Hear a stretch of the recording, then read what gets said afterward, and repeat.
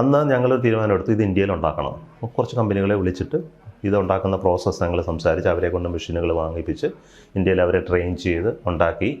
ആ സ്ക്രൂ 1995 ആയപ്പോഴത്തേക്കും അത് നമ്മൾ ഉപയോഗിക്കാൻ തുടങ്ങി.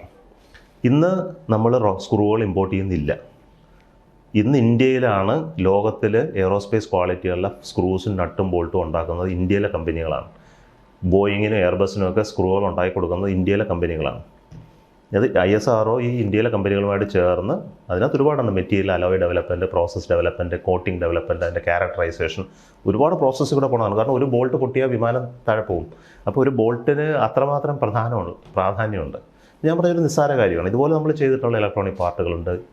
വയറിങ്ങിന് ഉപയോഗിക്കുന്ന ആ വയർ റോക്കറ്റിലും ഉപഗ്രഹങ്ങളിലും ഉപയോഗിക്കുന്ന വയറിന് സ്പെഷ്യൽ ക്വാളിറ്റിയാണ്. അത് ഇന്ത്യയിൽ ഉണ്ടായിരുന്നില്ല. ഞങ്ങൾ മുഴുവൻ ഇമ്പോർട്ട് ചെയ്യുമായിരുന്നു. ഇന്ന് നമ്മൾ ഇമ്പോർട്ട് ചെയ്യുന്നില്ല. ഇന്ന് എല്ലാം ഇന്ത്യയിൽ തന്നെ ഉണ്ടാക്കുന്നു. ഇന്ത്യയിലെ കമ്പനികൾ വയറുകൾ ഉണ്ടാക്കുന്നു. ആ വയർ ഉപയോഗിച്ചിട്ട് ഇന്ത്യയിൽ വയർ ചെയ്തിട്ട് അത്തരം വയറിലാണ് നിങ്ങളൊക്കെ യാത്ര ചെയ്യുന്ന എയർക്രാഫ്റ്റുകളൊക്കെ പറക്കുന്നത്.